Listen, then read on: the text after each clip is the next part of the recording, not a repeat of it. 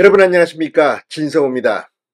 한덕수 대통령 권한대행 겸 국무총리의 탄핵소추안이 국회를 통과한 뒤 우원식 국회의장의 책임론이 강하게 제기되고 있습니다.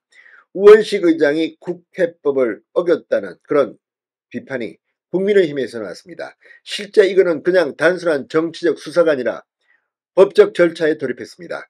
자, 헌법재판소에 국민의힘이 낸 이 한덕수 대통령 권한대행 탄핵소추안 가결 직후 권한쟁의 심판 청구서, 여기에는 5가지 논가 적시되어 있습니다. 그 중에 하나는 우원식 국회의장의 국회법 위반입니다. 자, 지금 우원식 국회의장을 향한 시선이 싸늘합니다. 과거 함께 의정활동을 했던 이상민 전 의원이 글을 하나 올렸는데 상당히 감동적입니다. 자, 국회의장이 진행할 때도 있고 국회 부의장 2사람이 진행할 때도 있습니다. 그런데 국회 부의장이 이 국회 운영을 할 때 국회 부의장이 하는 게 아닙니다. 국회의장 권한으로 하는 겁니다. 자, 그런데 윤 대통령의 직무가 정지된 상태에서 한덕수 대통령 권한대행이 하는 것은 대통령의 직무입니다. 그런데 이걸 갖다가 국무총리로 격하시켜서 151석으로 탄핵을 시킨다? 자, 이 부분에 대해서 이 한덕수 대통령 권한대행 겸 국무총리의 탄핵소추안에는 5가지가 있는데 그중 2가지는 대통령 권한대행으로서의 행위에 관한 것입니다. 따라서 지금 우원식 국회의장은 국회법을 위반했다는 의혹에서 자유롭지 못할 것 같습니다.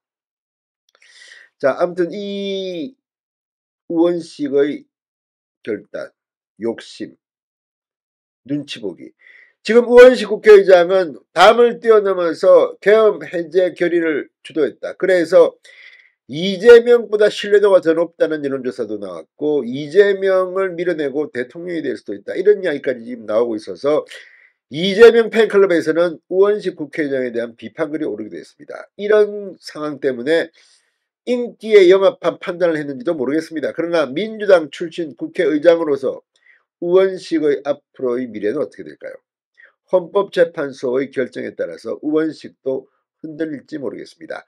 진성호의 융단 폭격 시작합니다. 우원식 국회의장을 융단 폭격합니다. 이거 뭐 잘한다 하니까 진짜 잘하는 줄 안다, 이런 이야기까지 나옵니다. 자, 국민의힘이 어제 이 한덕수 탄핵소추안 가결 직후 헌법재판소에 제기한 권한쟁의 심판 청구서, 여기에 우원식 국회의장의 국회법 위반 등 5개 논거를 적시한 것으로 확인됐습니다. 자, 방금 전 채널A의 단독 보도입니다.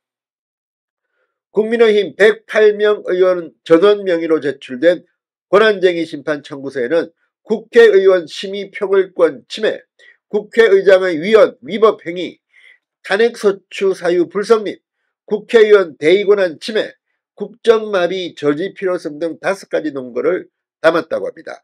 국민의힘은 특히 피청구인인 우원식 의장이 탄핵소추안을 국회 법사위에 해부해 조사하도록 한 국회법을 위반하고 곧바로 본회의 표결에 붙인 점, 가중정적수 200석을 충족하지 않은 채 탄핵소추안 가기를 선포한 점 등을 문제 삼았습니다.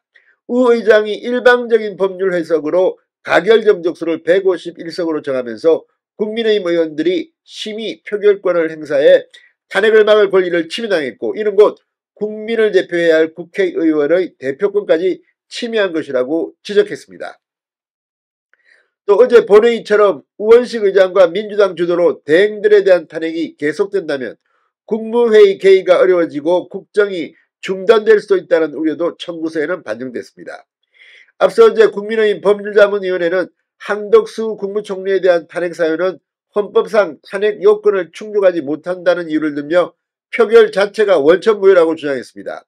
직무정지 등 탄핵소추안 통과 효력을 중단시켜달라는 가처분 신청도 함께했습니다.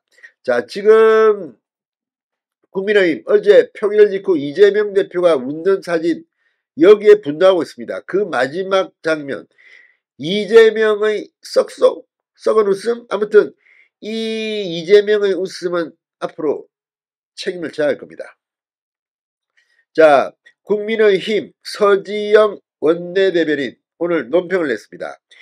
한 총리 탄핵은 요건도 의결 정족수도 충족하지 못한 졸속 탄핵이다. 원천무효다. 민주당의 정부 붕괴 시도를 강력히 규탄한다고 말했습니다. 서원재 대표는 우원식 의장을 향해서 이재명의 민주당 하명을 수행하듯 일반 의결 정족수 151명을 적용해 탄핵 절차를 진행했다. 행정부 무력화의 길을 연 것이자 삼권 분립을 훼손하는 입법 독재라고 비판했습니다. 명분 없는 연쇄적 줄탄핵으로 인해 대외 신인도 하락, 민생경제 위축 등 경제 불확실성은 더 커질 것이다. 이런 위기는 오롯이 민주당이 책임져야 할 것이라고 말했습니다. 탄핵 표결 이후 보인 이재명 대표의 웃음을 국민은 기억할 것이다. 아무리 국회의장과 다수 의석을 내세워 국정을 마비시켜도 본인의 사법 리스크는 사라지지 않는다고 말했습니다. 자, 그리고 이상민 전 의원의 글이 지금 화제입니다. 우원식 의장에 대해서 우 의장 한마디 해야겠네라며 이런저런 눈치를 봐야 하고 사역까지 억누르지 못하는 자네 형편 미루어 짐작이 안 되는 것은 아니나 참 딱하네.